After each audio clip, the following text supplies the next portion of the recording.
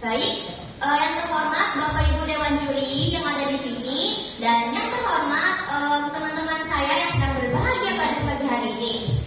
Izinkan saya memperkenalkan diri saya terlebih dahulu, karena kalau tak kenal maka tak sayang, tapi kalau udah kenal jangan lupa saya. Baik, perkenalkan, nama saya Ananda Azahra Devina Bedowi.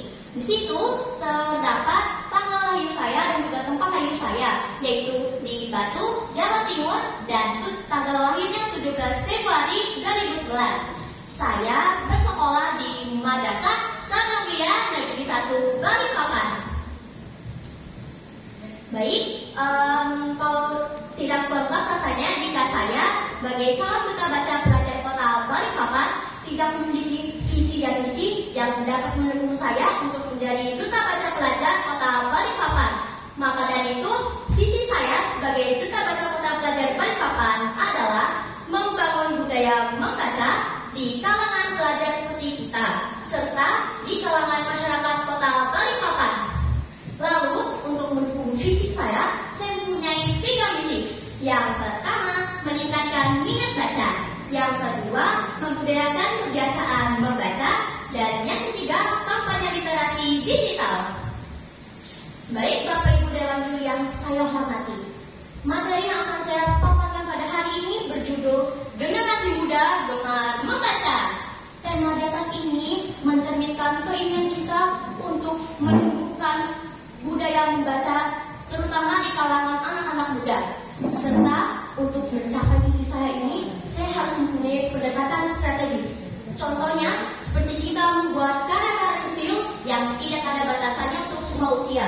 Lalu, untuk program yang dapat memudahkan minat baca di generasi muda. Nah, ide dan langkah yang akan saya ambil adalah penggunaan media sosial dengan cara membuat kampanye dan juga konten-konten yang mengedukasi kita semua. Seperti contohnya, ulasan buku, lalu tantangan membaca dan cerita inspiratif untuk kita semua.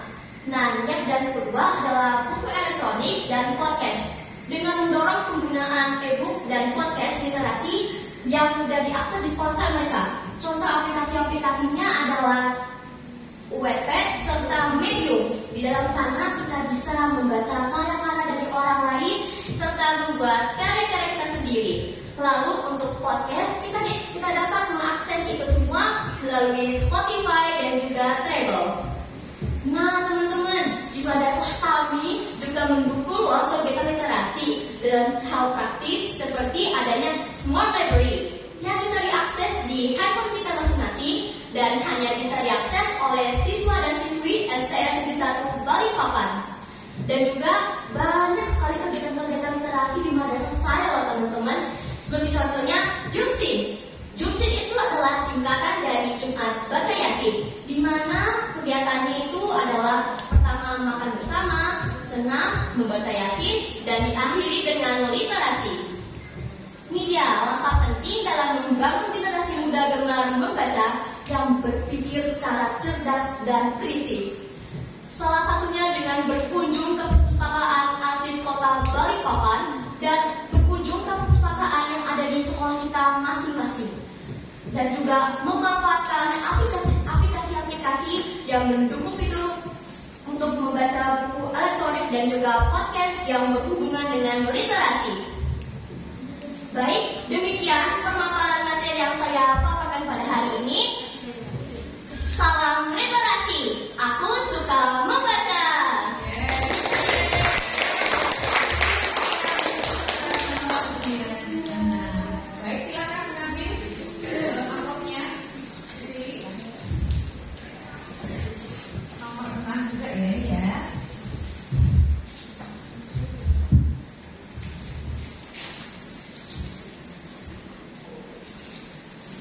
Saya akan memberikan 3 pertanyaan. Yang pertama, apa saja dampak negatif dari perkembangan informasi digital? Baik, terima kasih Ibu atas soal-soalnya. Izin menjawab, dampak negatif dalam informasi digital seperti hoax itu adalah kita mudah termakan hoax. Jadi seperti misalnya kita mendengar ada sebuah informasi tentang pencurian, lalu mungkin kita juga terkena dampak, yaitu seperti kurangnya cara mengolah informasi karena kita tidak membaca berita tersebut secara teliti dan hanya setengah-setengah. Maka dari itu dampak negatifnya juga sangat banyak. Ya, baik.